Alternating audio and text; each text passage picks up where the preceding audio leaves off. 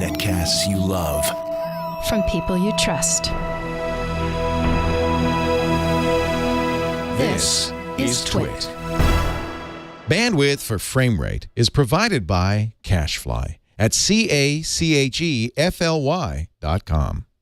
This episode of Framerate is brought to you by Full Sail University. Full Sail offers both online and campus degree programs centered on real-world experience in the entertainment, media, and technology industries. For more information, visit fullsail.edu/framerate. And by Squarespace, the all-in-one platform that makes it fast and easy to create your own professional website or online portfolio. For a free trial and 10% off, go to squarespace.com and use offer code FRAMERATE10.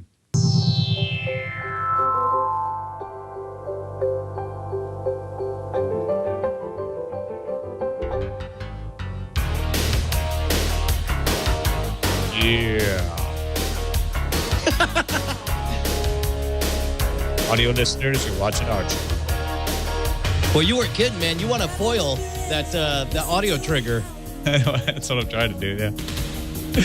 You kind of don't need to just But this means that the longer we do it, the more we talk, the longer of this video we can play without triggering a takedown. It's true, huh? That's science.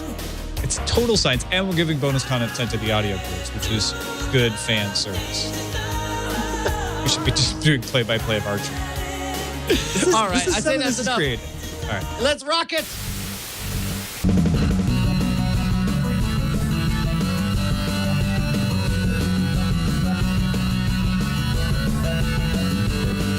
That, my friends, is fair use. Welcome to Frame Rate. This is Frame Rate episode 144, the show that tries to let you figure out how in the world can you watch what you want, when you want, where you want. Even Kevin Spacey agrees. Why won't they listen to us? I'm Tom Merritt. Hey, I'm Brian Brushwood, and that was an Archer full-scale recreation of the Danger Zone video. That was a promo for an upcoming season of Archer that FX released, and it is note perfect. Every single one of the characters from Top Gun replaced with the character from Archer. Everything tracks. It's if I was a conspiracy theorist, I would swear that Top Gun was only created to create this amazing moment for Archer. The best part is you look at it and you're like, wait, are these clips from actual? No, they created that. They created that for the promo because they're awesome. And yeah, the new series doesn't start till January. It's a few months away still. Danger Zone! I'm just going to say that randomly throughout the entire episode. Look, we can be like Archer too. That's how you get ants, Tom. That is how you get a big head full of ants. Now it's time you for have the a big head.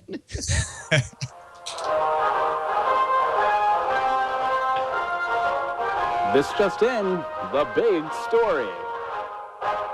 So, big story from a lot of people over the weekend. Got really excited about this.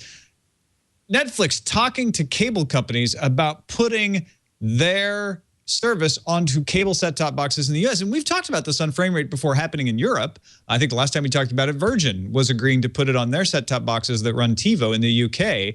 But somehow, Wall Street Journal talking about them talking to Comcast gets everybody's imaginations fired up. Brian, I even got into a debate with a guy on Twitter this morning who was like, no! And I was like, this won't affect you, I don't think. Do you agree? No, well, first of all, there's nothing to stop it, right? This is going to be what happens anyway. I think, honestly, the cable companies stand more to benefit from this than Netflix does. As long as Netflix continues to create amazing program and act as a polarizing effect, the sooner we get what you and I want, which is a complete breakdown of the way business is currently done. If Netflix works out being on cable boxes, then cable is able to sell us this BS package of, look, hey, man, you're still in the club with cable. Pay this $80 a month, and you get to watch everything you want, when you want it, on whatever device you want. Also, thank you for continuing to pay us $80 a month. That is what cable wants to have happen. And to be honest, I think at this point, maybe Netflix is doing well enough that they would be satisfied having a fiefdom in the empire of cable, and maybe that's the beginning of what we're seeing here. Well, I look at this another way, Brian. Let me tell me if I'm talking crazy talk here. What if this is actually Netflix putting the pressure on HBO?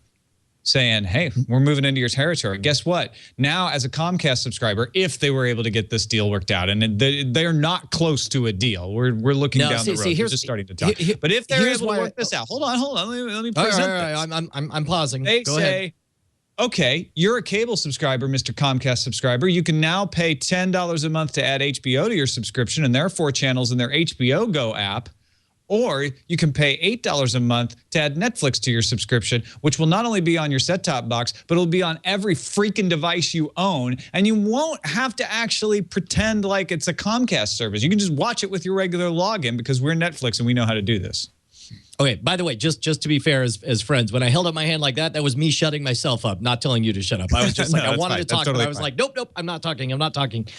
Here's what I suspect is right now the paradigm is HBO is trapped inside the cable box and wants out, but can't because of its existing entanglements. The problem with this theory is HBO only stands to benefit if Netflix becomes part of the regular cable box traditional, give us this chunk of money every month that'll continue to go up forever, then it solidifies, like HBO has so much to lose by leaving the cable box. That's why it won't do it. And that's why it's allowing this massive black market of torrented content to be out there, is because it's got it so sweet inside the cable universe.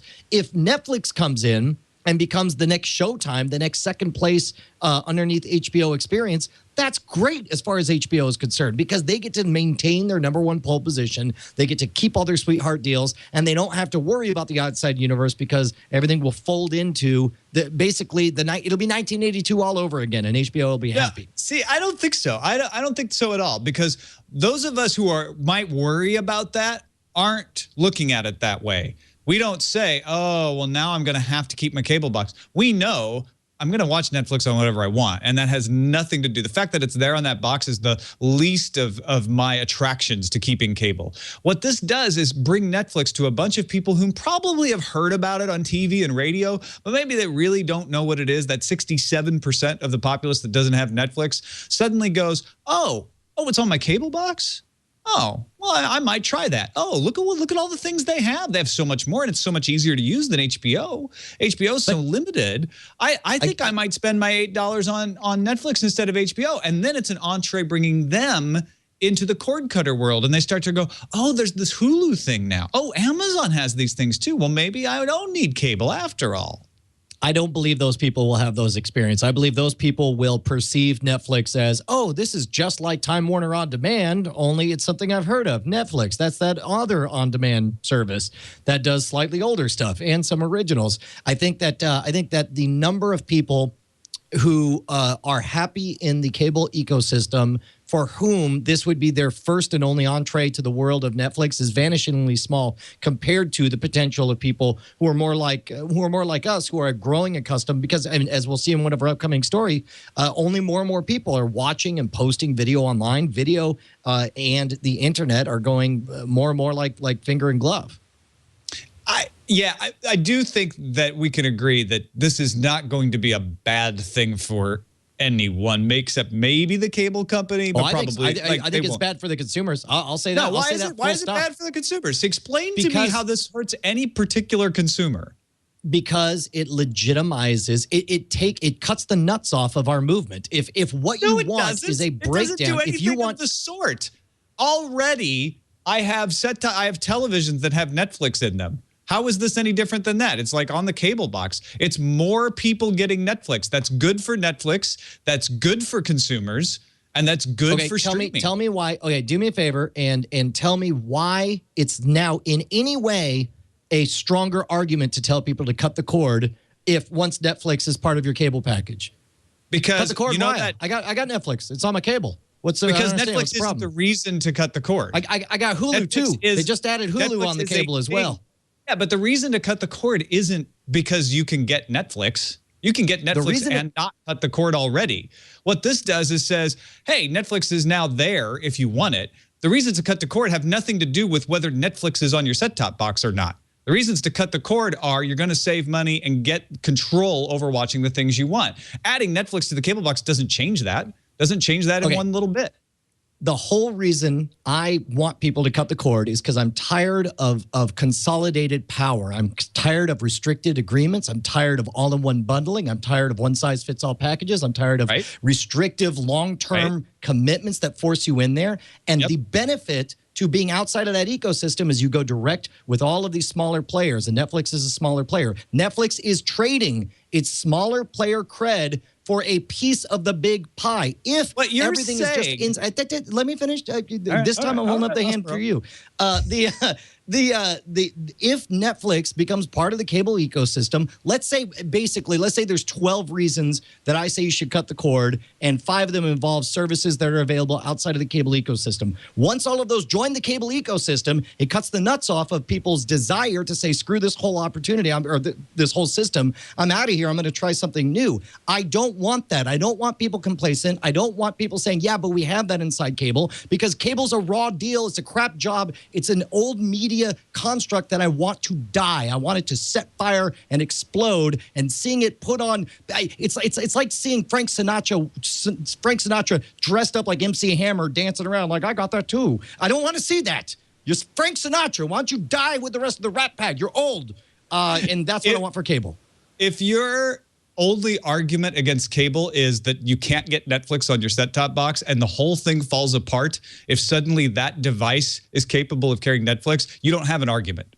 That is not a good argument. You can't have it both ways, Tom. We cannot sit here and high-five and congratulate small acquisitions for Hulu and Netflix, and this show's now on there, and say, it's a step in the right direction, and then turn around and say, but it's not a step in the wrong direction for Netflix to go join old media. This is not ideological for me. You're making it ideological. You're saying it's us against them. For me, it's the consumer. The consumer gets a choice. The consumer gets Netflix on more devices. Netflix on more devices is good for everyone, because that means Netflix gets more customers. They have more money to buy shows. They make better shows. They put the pressure on networks to free up and get off of the boxes and off of the old systems, and it helps push down the wall. It's Netflix going into the enemy camp and setting a flag in the middle of it and saying, we're here. You can't ignore us. You need us if you want to even limp along for a few more years. It's not Netflix capitulating and saying we couldn't survive outside the walls. They're doing just fine outside the walls. Now they're moving in against the other team. And this doesn't affect anybody at all. Nobody, I submit, nobody is going to say, well, I have Netflix on my cable box suddenly, which has a horrible interface, and so I'm happy now, and I will never want to cut the cord. Absolutely not. If anything, it's the opposite. It makes somebody go, oh, this is what that Netflix is about, and I see now that I can get it on my desktop. Well, if I can get it on my desktop and my laptop and my tablet and my phone, why am I paying for this cable thing when I can get these other shows from these other services? That's why Netflix is doing this, because that and the ability to put some leverage on the companies to put a CDN box in the ISP is good for Netflix, and it's good for the consumers. Man, it sounds suspiciously like you're advocating for a future where, along with all the current cable offering, you also have a YouTube channel, a Crackle channel, a Hulu channel, a Netflix channel. I'm not advocating for anything, Brian. By that logic, you're making it sound like it's an all or nothing game. No, you're making it sound like I'm not saying anything's all or nothing. Yeah, no, but that's what you're saying, right? You're saying like, oh, you're advocating that Netflix should go there. No, I'm saying that Netflix has no reason not to go there. There's no risk whatsoever. Netflix model would fall apart if people stopped using it offline. This is curious to me, because part of the reason we're seeing exceptional programming for Netflix is because Netflix doesn't owe anything to anyone. It's not on the tit of anyone. It's not beholden to anyone. And it's not going to be beholden to anyone here either. This is Netflix throwing a bone, saying, but you know what? Because if I guess they could structure the deal in a way that gives the power to the cable companies. You're saying that HBO really could just go pure digital if it wanted to right now, and that HBO is not under the thumb of the cable industry, and that it's not trapped by its existing contracts and agreements. No, I'm not saying that at all. HBO is an entirely different situation. Netflix doesn't. So why do you want to see Netflix in that position? No, I'm not. I don't want to see Netflix in that position, and they won't be in that position. I think you're thinking about it, and I think a lot of people are thinking about it as Netflix becomes a channel on cable. It doesn't. It becomes an app on a set-top box. That doesn't change anything. That doesn't mean that Netflix is now under the thumb or they're reliant on the cable companies in any way. Netflix keeps their independent distribution. What stops HBO is they're locked into the cable companies, and the cable companies won't let them out. Cable companies I mean, Netflix is not going to let the cable companies keep them on the set-top box. They're saying, we'll share a little of that corner with you, but we're still going to be everywhere else. That's the big difference here. Man, if only there was some place that all the viewers of this discussion could like chime in and say whether or not they agree with either one of us on this issue. Well, they would just say that I'm right unless they're Web 5354. Then they would say that I'm wrong.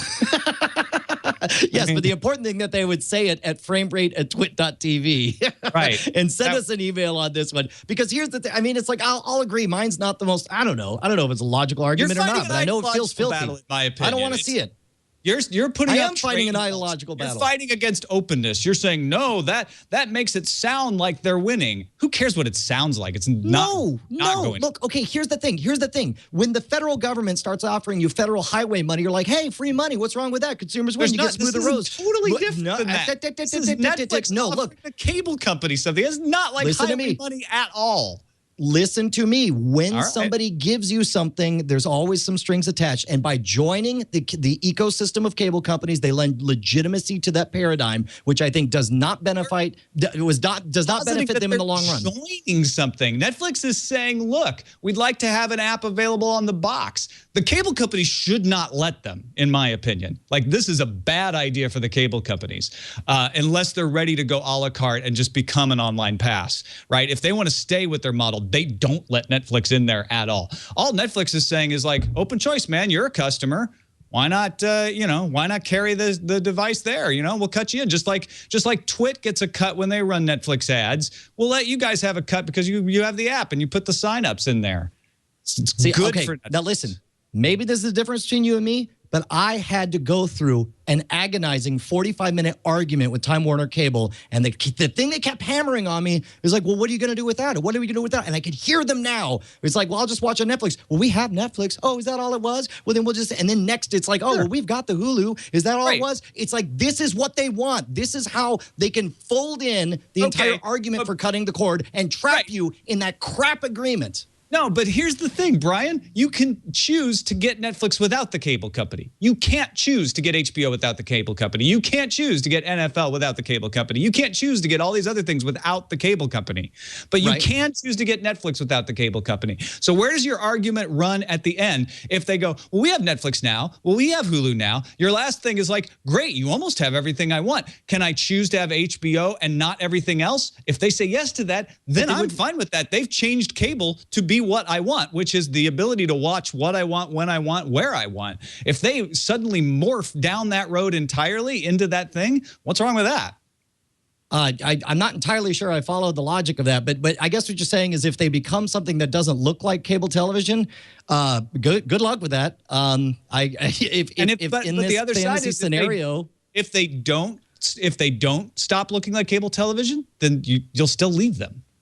Right? Having Netflix isn't the thing that keeps you there, because you can choose to have Netflix without them. Those other things that still bother you and their crap agreements still exist, you'll ditch them. Right. Okay. But again, I'm not talking about actual results. I'm talking about perceived results. And that's why I'm saying this is a win for cable companies, because it is perceived. And I guarantee you could say, but they're not channels. That's not the way they'll present it when they're on the phone with 60-year-old ladies trying to explain to them why they shouldn't leave their cable agreements. Do you really think that they'll make that clear, that you can walk away at any time?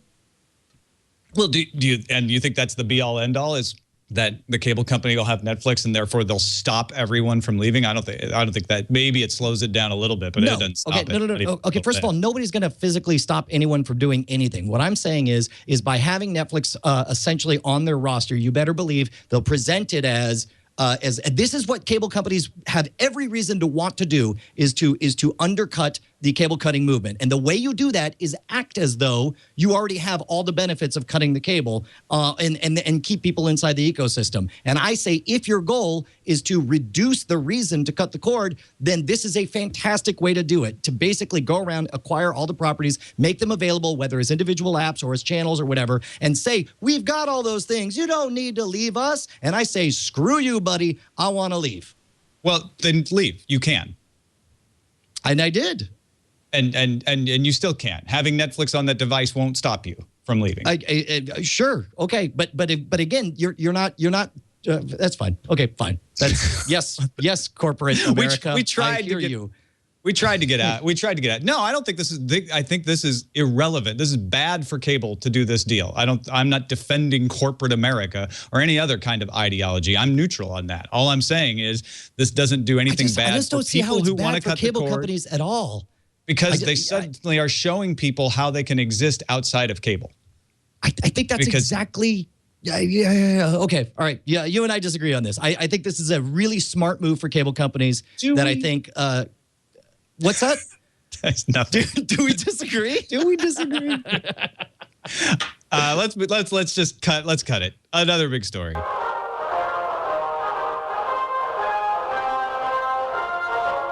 Stop everything. It's another big story. Mark Sullivan at Tech Hive has an article that says that pay TV, as we know it, will be dead by 2025. And it's long and it's detailed, but it's pretty much right on, saying that what's happening is Netflix is getting originals, Hulu's getting originals, Amazon's getting originals, YouTube's got more originals all the time, and that these will put the pressure on production companies to go, oh, we could sell to these guys. They're a lot easier to work with. Let's put our best stuff over there. And by 2025, the Emmys will be dominated by internet culture. And of course, we got a couple other stories. Pew Internet American Life showing that in the past 4 years, the amount of American adult users who upload or post videos online has gone to 14% to 31%. And the percent of adults who watch or download videos, which is the more important one for this show, has gone up from 69% to 78% over the past 3 years. So, bearing out that fact that more people watch an online video all the time and the quality is getting higher. Yeah, and actually, it's a attention-grabbing headline to say pay TV, as we know, it will be dead by 2025. But of course, I think what he's saying is as I think the landscape will look totally different. Just as we've watched, keep in mind, like there was a time that Emmys were for broadcast television, and if you were on cable, you had to get a Cable Ace Award, which of course never quite had the same. Is it cachet? Oh, right, I forgot about the Ace Awards. Yeah, cachet. And the fact that they're already jumping forward to that point with the Emmys, I think this is 100% right. The quality is only going to go up. The quantity of programming's only going to go up. Yeah. So I do agree with that assessment. Caffeine Free Day says, what do these channels look like on a home theater-sized TV, Ace Detect? And I say, no difference from other TV. They look exactly the same to me. I mean, they used to be a little different. They used to be, maybe the HD wasn't quite as good, or you might get some pixelation, but as long as your bandwidth is high enough, which it isn't always, but as long as your bandwidth is high enough, they look great. And I think you're definitely right about this. Also, 1 in 3 millennials watch mostly online video, no broadcast TV. Let that sink in for a second.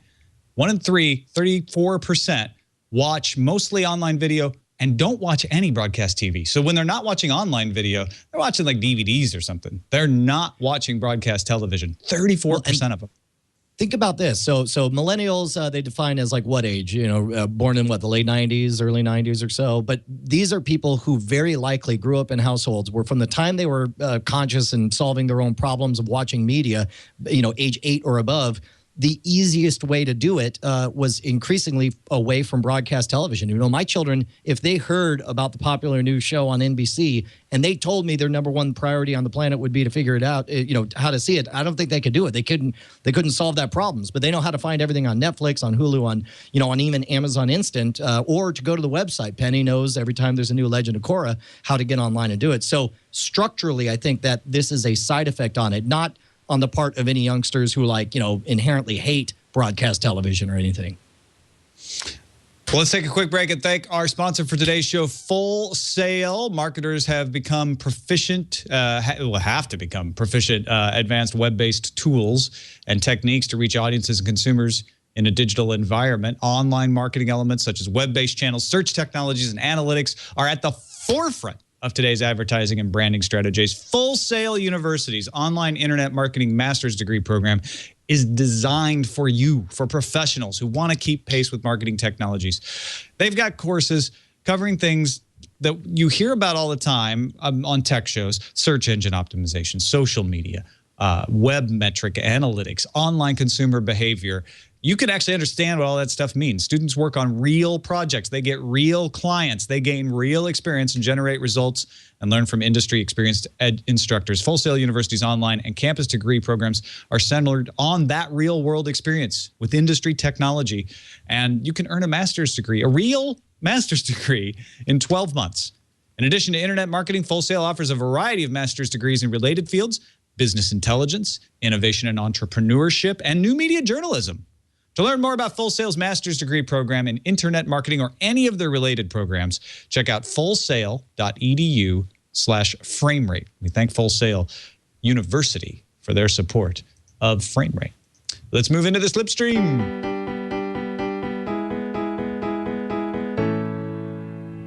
So Hulu is, according to Variety, looking at hiring Fox's head of distribution, president of distribution, Mike Hopkins. Apparently, this is the guy who works with the affiliates on agreements for broadcast and cable TV properties. He negotiates affiliate agreements. Man, I don't want to. It's tough from being on the outside of this kind of thing. It's like, all we could do is kind of intuit whether this guy will shift in one direction or another. But, keep in mind, News Corp, of course, owns Fox, and News Corp in the great News Corp Disney split. Disney wanted to go, let's make everything free and support by ads. News Corp said, no, let's just do a paywall and everything behind the paywall. So it makes me wonder if we're going to see maybe, if we're going to fantasize here, do you think there's a chance of a Hulu Plus experience that's closer to what you've advocated, Tom, where it's like, okay, fine, we're going to get your money up front, but you don't have to watch the ads? Yeah, I would love that. I don't know if that's what this means at all. I mean, the negotiator of affiliate agreements, he's the guy that goes to the cable company with the local affiliate Fox station and says, okay, you want to keep carrying channel 2? Then you've got to pay this much. So it's good for Hulu in that he's on the side of the local channels, which sometimes can cause trouble for Hulu because they're like, hey, you're eating into our audience. I don't know that it helps change anything on the advertising side. I think he would see it as like, yeah, we want to continue to have advertising supported shows because that's what works for the local stations. Right, but then the question is, I mean, this is a divisive issue that's been a real problem for Hulu. It's had a bit of an identity crisis because it's kind of, by most accounts, it was certainly by your account, kind of has the worst of both worlds with the Hulu Plus experience, and that you have all the ads of television, but you also have all the payment structure of Netflix, and the fact that we've been looking at by some reports, 2 or 3 year struggle between the powers that be. I mean, if someone's going to be in charge of the company, it seems like maybe they would make a decision one way or the other there. Yeah. Or maybe, unless it's working out great for them to nab us on both ends. I think it is working out great for them to nab us on both ends, unfortunately. People seem to continue to do it. So I don't see this as the guy that changes that, even if they were thinking about changing that. Well, and again, I don't think that he's going to come in like a visionary and change thing. I think this is a lagging indicator, not a leading one.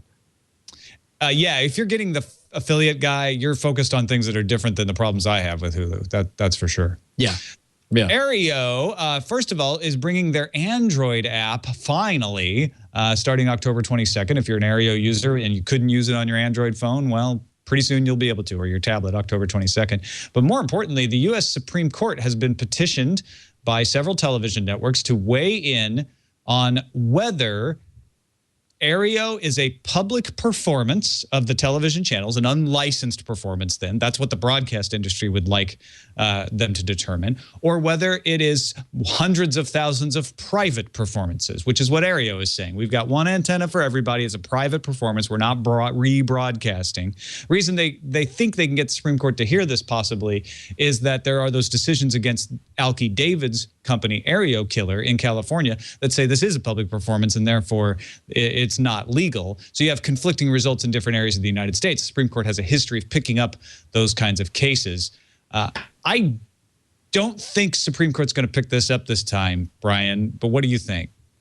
No, I see no I see no benefit for the Supreme Court. I think they've got a I don't know, the mixed precedents before it. I don't know that this is a pressing issue. I could see them saying no on this. But then again, on the flip side, I kind of feel like in the great scheme of shifting media, Aereo's strict adherence to the letter of the law as it was written so long ago and is about to be made irrelevant as broadcast goes away for full digital everything, it seems like, or maybe it's worth it for them to pick it up and say, yes, those are individual performances. Have a good day. Click.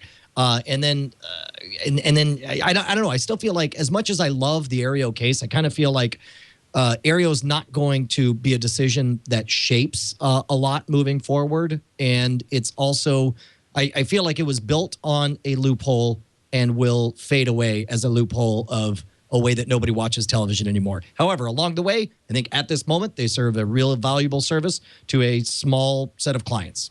I think it could have unintended consequences, which means I don't know what they are. But the way the Cablevision, when Cablevision fought to have remote DVRs, has actually helped Aereo. Nobody thought about Aereo at the time. So there could be knock-on effects like that. And I think Aereo will help hasten the broadcast networks into doing something about this so that they can actually compete with Aereo and get money out of this situation if they lose in this. I don't think the Supreme Court will pick this up because we haven't had any actual decisions in the in the Aereo cases. It's all been on injunctions, not actual court cases. I think Supreme Court's going to look at this and say, call us when you have an actual court case decision. If those go that's against a really good the point. broadcasters, then we'll hear about it. So this is going to drag through the courts for a few more years, I have a feeling. Let's see what Tube Tops has to say.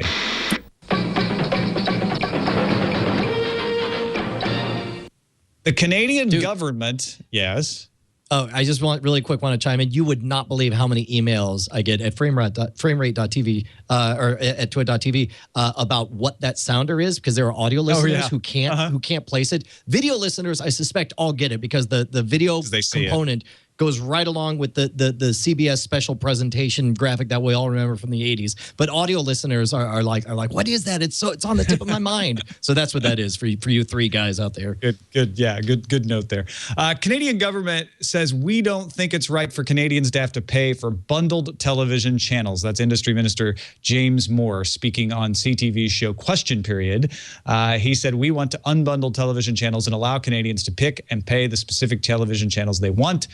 Already a couple of smaller cable companies in Canada have experimented with a la carte offerings.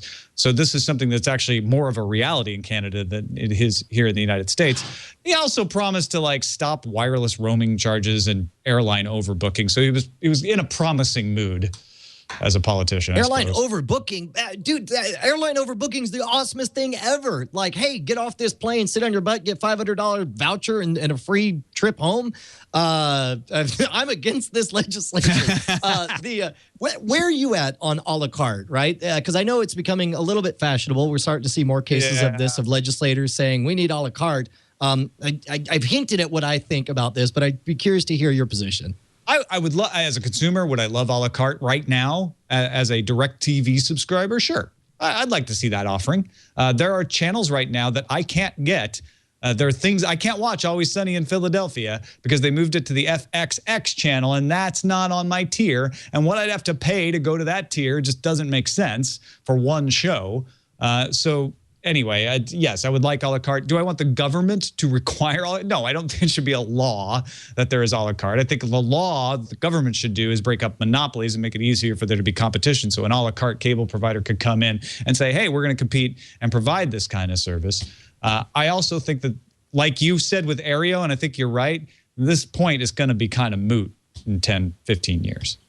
Well, and it seems to me like this could be a win for cable companies in that, if I'm running a Chinese super buffet where for $20 you get whatever you want of everything, people come in, they're like, I only want the egg rolls. And it's like, great, everything's $20 each now? Or it's like, you're still going to eat a full meal's worth of food. And whether it's spread out over all the different foods or just one food, they're still going to get your $20 no matter what. And I believe that any kind of earthquake, like for example, legislation, in fact, I think that's secretly what cable companies are hoping for, is demand a la carte from us, pass legislation. We throw our hands up and say, woe is us. I guess we have to give that to you. Here's the best rates we can do. And then somehow they end up getting more money is what I'm convinced will happen.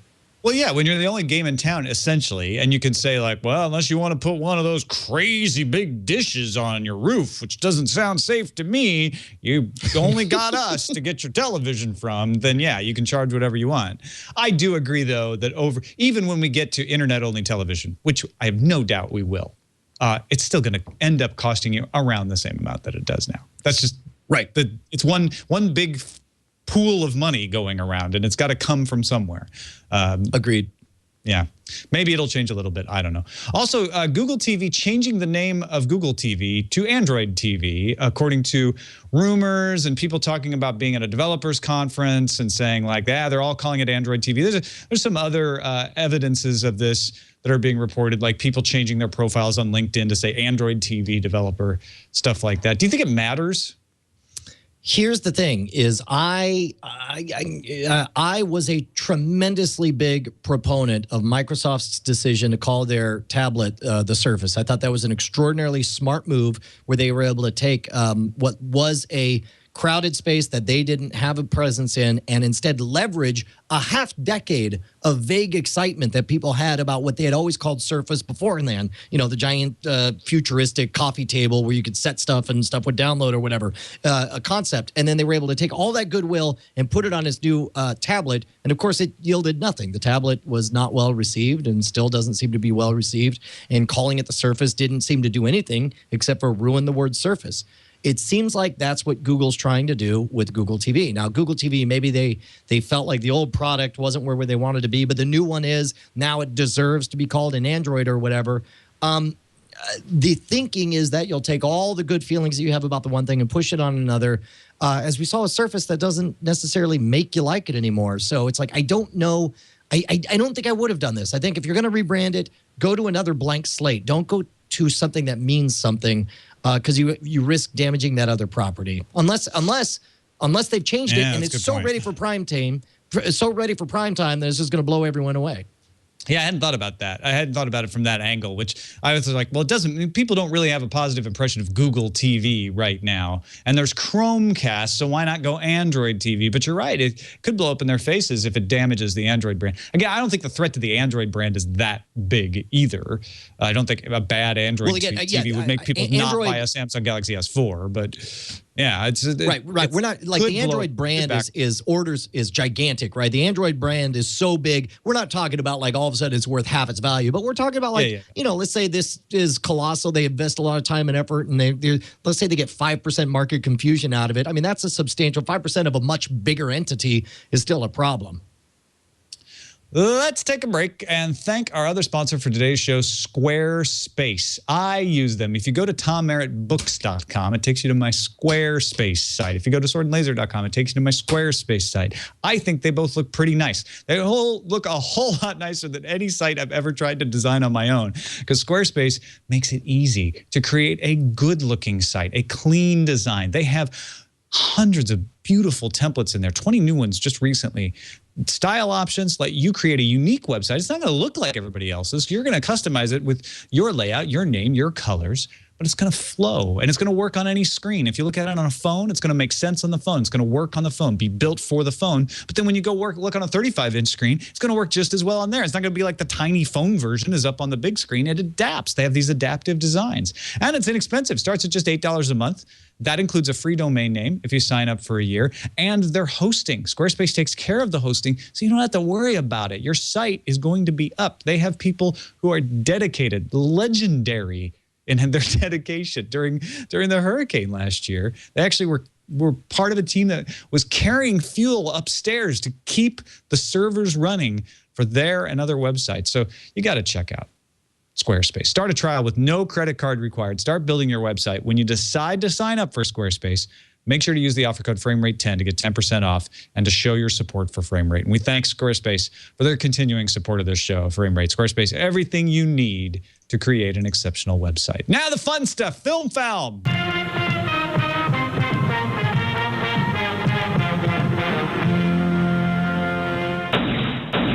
This is the segment all about stuff you can watch, and Netflix has ordered another original series. This from the creators of Damages, Todd Kessler, Daniel Zellman, and Glenn Kessler. We don't know what the show will be. It's described as kind of a dark story about family relationships, but the guy at Deadline who wrote this, Nelly Andreeva at Deadline who wrote this, said that it was pretty compelling. And it's with Sony Productions, Sony Pictures TV. So this is their first like super major studio signing, Brian. Yeah, is that significant? Like, are we excited? What's funny is like the reason to be excited about a major studio is the reputation for creating good stuff. But at this point, Netflix is the one with the reputation for creating good stuff. They make good choices. So I'm not going to say I'm upset or pro or against, but it's like I'm like, all right, I trust you guys at this point. So far, still batting almost 1,000. I haven't seen Hemlock Grove yet. I think you and I follow this closely enough that we're like, well, they got David Fincher on board. Like, getting Sony they should get Sony Pictures TV. But a lot of people in the industry are like, well, are they gonna get taken seriously by the big production houses? And yes, this is the answer. As we would have expected, they are being taken seriously by the big production houses, and that can be scary to the industry insiders, to the folks who've been here for a long time, because suddenly it's like, oh, when I go to Sony to pitch a television show, I am now going to have to compete, or to buy a television show, I'm now going to have to compete with Netflix. Like, they're able to buy, they have the budget. Sony takes them, you know what I mean? It's like, this solidifies what I think we already assumed. Al Jazeera is launching a dedicated online channel. When they launched their American version of the television network, the cable companies all required them to stop streaming their worldwide channel in the U.S. So they're creating an original channel based in San Francisco, but it'll have offices all over the world to stream video on YouTube for those, because they say, look, we know a lot of people don't get cable anymore. We're going to create a channel just for them. Man, who knew that moving to being on the cable platform would have a negative impact on your internet business? Yeah, to me, it's less about that. It's more about them actually spending the money to fix that, right? Most people would have just been like, well, the numbers are still bigger on cable. I guess we just give up that online audience for a while. But they're actually creating a whole network going, you know what? Those numbers aren't big enough to not make sense to go after that 34% of people who don't watch any broadcast television. Yes. Yes. Well, and I think the difference is in attitude, where it's like, part of your point on the Netflix thing was like, Netflix will never give up being outside the cable operating system. Here's a case where they, Al Jazeera goes into the cable ecosystem, but then is smart enough to be like, okay, it's going to sting. We're going to have to start a sub brand that will probably end up being more popular than our actual brand back out in the outside space again.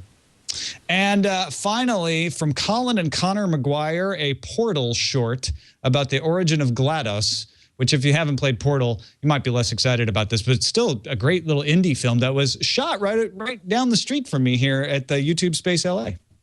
No kidding. Yeah. All of a sudden, you know what's funny is all of a sudden I'm looking at those offices now, trying to see if I've stood in those or not. Once you know that, you're like, oh, that's the VO booth that she's running past. But it doesn't look like that if you don't know it. I am. I'm going to have to start keeping an eye out, because I never would have thought that this was in the YouTube create space. And I thought they did a great job of replicating the game. And the Portal. Lots of people have done these little Portal shorts.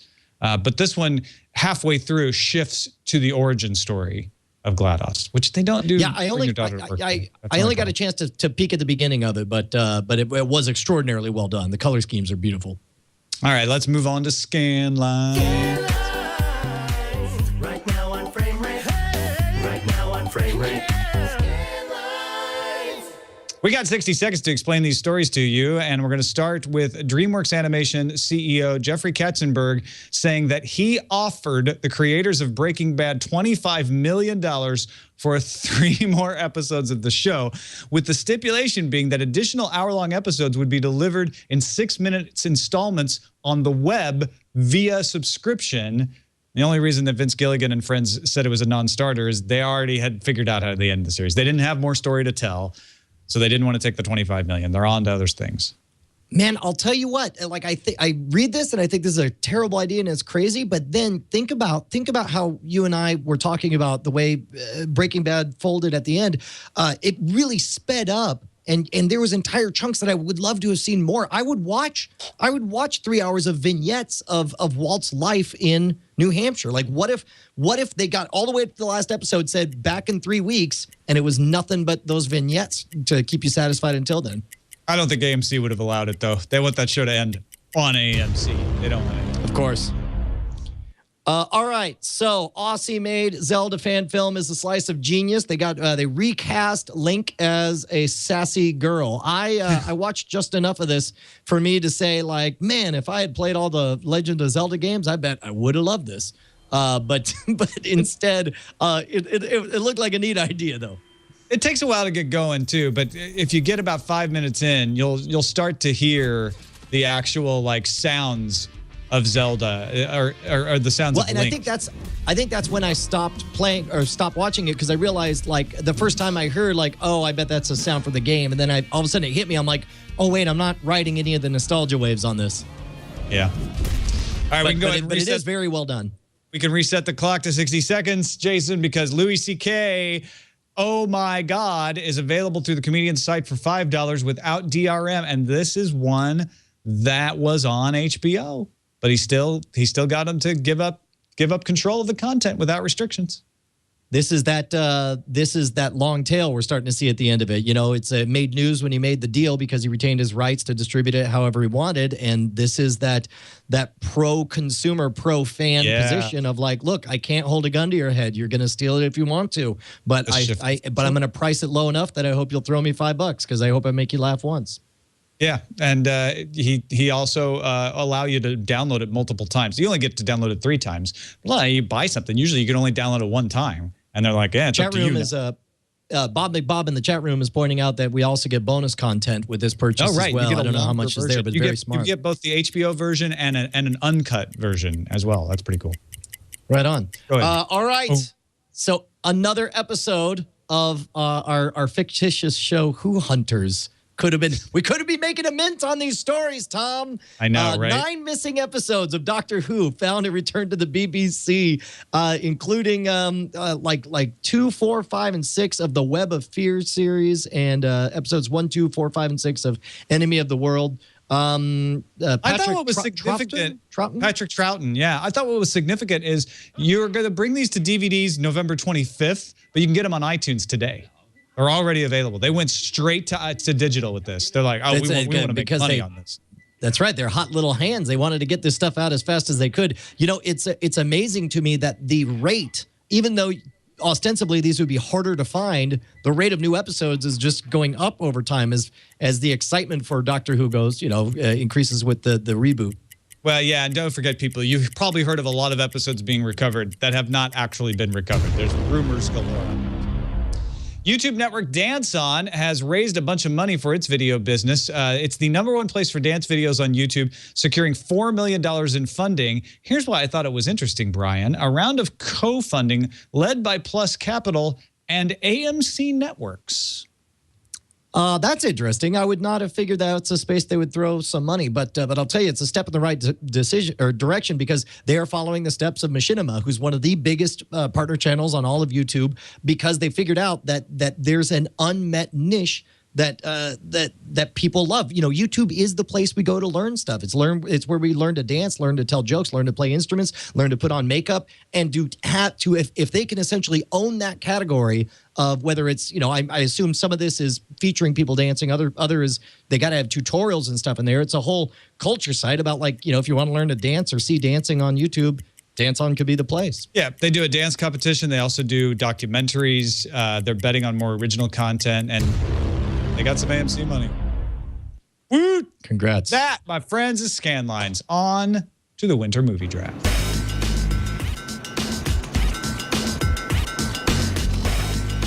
Winter is here.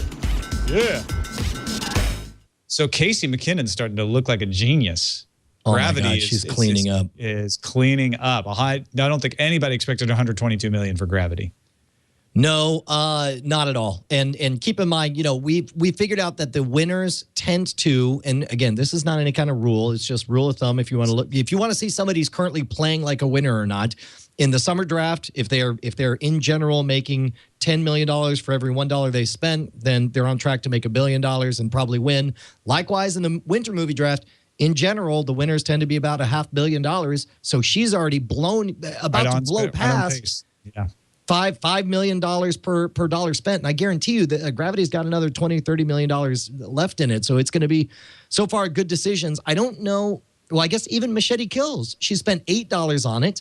It's already on track to, wait, no, I guess by my logic, it would have to make like $40 million. It's 479,000, not $4 million.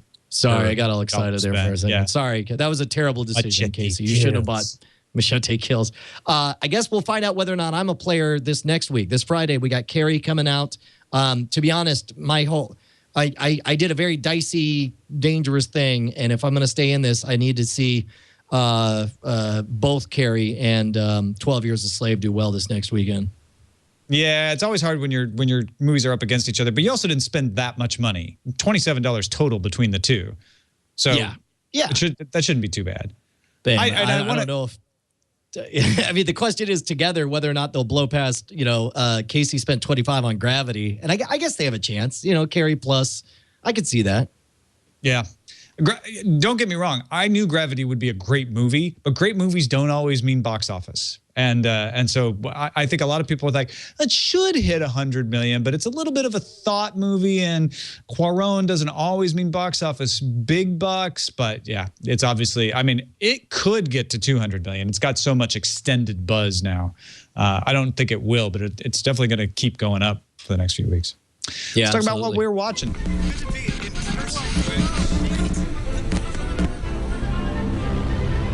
What we're watching. I finally did it, Tom. Yes. I finally saw that big space movie everyone's been talking about in the movie theaters, the one where it's yeah. I watched that movie. Star Trek 4, The Voyage Home. Finally saw it because I needed to take my kid to see a movie, and she wasn't having Gravity. So the there Alamo is Draft gravity at play in Star Trek 4. There is. In fact, they use gravity to slingshot around the sun. Yeah. They go warp 9.7. Right. But it's surprisingly, it really held up. And what's funny is kind of the cringeworthy, cheesy parts when I first watch it were my favorite parts as an adult. When you see Spock, doing the Vulcan neck pinch on some punk in the bus and everyone applauding and all the fish out of water, Russian looking for the nuclear vessels and stuff. It was adorable. I really enjoyed rewatching it. I actually watched that when I first moved to San Francisco because there's so much San Francisco in it that I was just wanting to see. And that was that was way different for me because I when I watched it as a kid, it was any other place I hadn't been to, but now having spent like 5 years in and out of the town, it was a lot of fun to catch it and see how much of it is still the same. Yeah. Totally.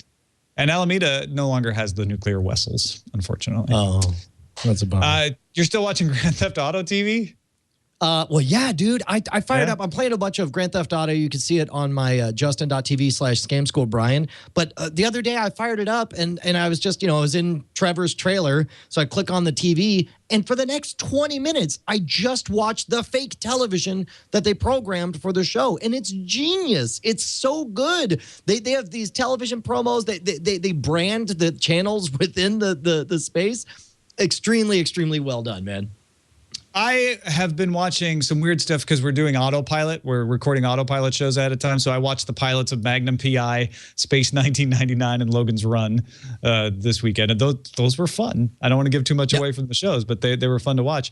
Also, watching baseball playoffs, and I'm watching it on television, but I'm also watching it on my Slingbox upstairs and downstairs while doing other stuff. I'm also listening to the radio when I have to go run around and do errands. I'm also watching it over the Slingbox on my iPhone when I'm out to dinner at places. It kind of hit me when I was trying to write down what we're watching here, how it's entirely freed me to be able to be a sports fan at this time when there's so much sports, to still do things and kind of keep an eye on the game because I don't have to be tethered. I can, I don't have a cord that I have to sit by. I'm free of that. That's awesome. Also, go ahead. Yeah. Walking Dead. What? Episode premiere last night. Brian, I can now safely say it is safe for you to watch Walking Dead again.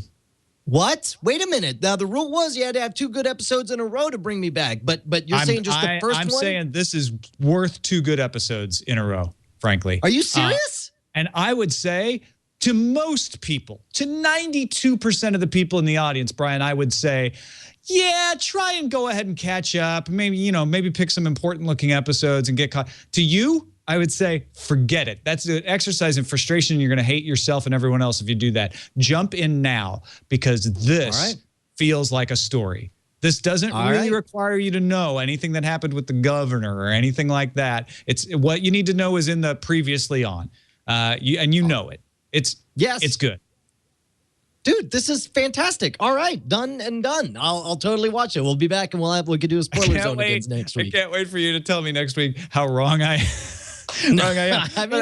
But I really liked it. I'm like, this feels like the book. It's not the story from the book, but it gave me that feeling from the book, and it's paced well, and the stories are interesting, and the characters are sympathetic, and there's some flaws. It's not 100% perfect, but yeah, it feels like the things that I know you and I loved about Walking Dead that we were kind of missing.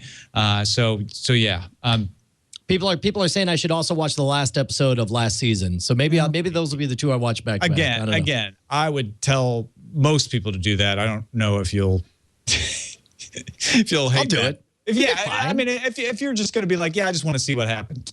Sure. Yeah, go ahead. Just to ease you into the bathtub of Walking Dead blood. A lot more gore too. A lot more zombies getting killed. Shall we do feedback? Yes, we shall. Time for feedback with Brian and Tom on Frame Rate. Oh yeah. We have a feedback. Shall we start off with Jason from St. Louis, Missouri? Go Cardinals. First absolutely. off, let me say I love your commentary on the world of cord cutting. Well, thank you, Jason. So here's what I'm looking for that my family has agreed will let us cut the cord. A cloud DVR service where I can subscribe to different levels of storage, 20 hours, 50 hours, etc. I can then subscribe to as many TV shows as I want. And when new episodes are released, they appear in my cloud DVR storage, kind of like an RSS feed for TV shows. I can then delete the show or save it on my cloud DVR to watch again, but I am limited by the amount of storage I pay for which I pay. Also, it would be great if the service could be accessed from Roku since we own 5 of them. I don't like the idea of purchasing season passes from iTunes or Amazon because I don't necessarily want to own every episode when I can more than likely watch past seasons on Netflix or Amazon. Do you know of any services out there that do this? Thanks for your help. Real quick, Jason, I don't think you go far enough. I think really this is a great service. It should also rub your feet. It should serve you hot chocolate, and it should tell you every morning how nice you smell. Well, I think you're right. I think we have something. Here's the thing, Jason. If you rent TV shows from, say, Vudu or Amazon, it gets you most of the way to what you want, not having to store them, but it doesn't allow you to rewatch them. If you buy from Vudu, it allows you to access them on multiple devices, but not all the devices. There's just not one system that's doing all of this in one place unless you roll your own cloud. Roll your own cloud storage, do an over-the-air antenna with a TiVo or maybe a simple TV, although I still think they have some ways to go, and then save all of those shows to connected storage on your home network that you can access anywhere. You can DIY it, but even that's kind of hard. I mean, and what's funny is like we've got some network attached storage, and I know I could set it up to access it remotely outside of my house, but it's like I understand that technical barrier. It's like I still haven't bought it over to the air antenna, not because I'm worried about spending $80 or whatever, but just because I'm like, I have to run a cable and do stuff. I'll just buy it on iTunes, So it's like the thing is, Amazon, iTunes, and Vudu all do what he wants, which allows him, with like an RSS feed, to subscribe to a show and have the new episodes show up. They're not going to force you to take the old episodes. Just take the new episodes, complete the season.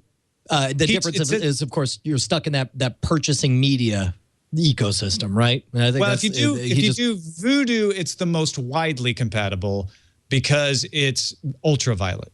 So it shows up in other services. Amazon is the most widely playable because they have video players everywhere on the Kindle Fire, on Android devices, and on iOS devices. iTunes is the most restrictive of those particular 3, and Google Play is a little less restrictive, but still kind of restricted. But it's because when he says, I don't want to do season passes on iTunes and Amazon, I'm like, well, that's kind of the closest to a cloud DVR that you're talking about that you're going to get. Yep. Hey, so John sent us an email saying that he cut the cord and everything's working out great for him. He said one thing he'd love to see added to Frame Rate would be a heads up on early digital releases. I opened up the iTunes store the other day to discover that Pacific Rim was available to download over a week earlier than it was released in stores. Perhaps add some of these big titles to Film. We haven't talked about digital releases because that hasn't really been news for us because we just, they tend to track. Same with everything else. Like, would that be worth adding a calendar kind of thing to the show? I mean, when the first time this ever happened, that made news. Frankly, it would be a lot of trouble to try to keep up with every time a digital release what I was thinking. Actually, right an earlier release than a DVD release, and it's not news anymore, right? We might be able to sneak it into when we're not doing the draft, we'll do premiering this week, and that could be the kind of thing that we could, if it comes across our radar, let you guys know about. I don't know where you find that stuff out. I mean, John, if you want to take it on, I don't think he sounds like he wants to take it on though. From Matt, you're hired, John. Yeah. Hi, I tried to cut the cord for real and returned to set-top box and told Time Warner Cable to turn off TV service. Oh, I returned my set-top box and told Time Warner Cable to turn off TV. They offered to increase my internet speed and keep feeding me TV service for 6 months for free. Cool beans. That's all from Matt. Huh? That's good job, Matt. Yeah, no, nicely done. Well, we don't know if he took it or not. I assume that's the case. It sounds like he got the same. He took the chicken challenge, got the same offer I got, which is like, look, we'll give you a discount. Just please keep taking the cable. Stacy said the same thing. He says, hey guys, I have TWC for internet and DirecTV since CBS blackout. I called Time Warner Cable because my father works for Showtime something Dexter. So at first they gave me a $10 discount, and I asked if there's any other promos, which is great because they're like, how about a $10 discount? And they're like, got anything more? And he said, yes, we could give you 30 down, 5 up for a year for the same price as 20 down, 2 up on his internet service for the same $70. So congratulations on that. Yeah, dude, everyone keep doing those chicken challenges. Send us in your stories of success and failure, whether you have made it out of the cord cutting world or into it, or whether you decided that they gave you a cozier padded cell to sit in. That's exciting either way. Post them up on that Google Plus and share them with other people too. Plus, if you go to plus.google.com, search Frame Rate Chicken Challenge, you'll see a picture of Brian pointing at you. That's the place. There's lots of good stories there. If you want to get an overview of what everybody's able to get away with, what deals they've been able to strike, maybe that'll help you prepare for your call. Well, Brian, that is it for this show. A rollicking show, I must say. I'll tell you what, just so we can be clear, because people have to know what they're agreeing or disagreeing with. Can we just each, before you guys write us in at framerate@twit.tv, just one sentence, explain what your position was. Mine was, it is good for the cable companies to have Netflix because it legitimizes their platform. Mine is, it doesn't hurt the consumers at all for Netflix to show up as an app on a cable company's obsolete set-top box device. You ever get the impression that maybe we were arguing two different things? Possibly. Just saying. But that, you never know. I mean, that's what keeps it interesting, Brian. That's why people come back every week at 3:30 p.m. Pacific, 6:30 p.m. Eastern Time to live.twit.tv to watch Frame Rate. You can also find us on demand, twit.tv/FR, and you can email us, like Brian said, framerate@twit.tv for any reason at all, even if you just want to be like, hey, Brian. You can do that. Sup, bro? Yeah, what you doing? Busy? You gonna eat that? Anything like that. Frame Rate@twit. You're gonna eat that. That's the title of the show. You gonna eat that?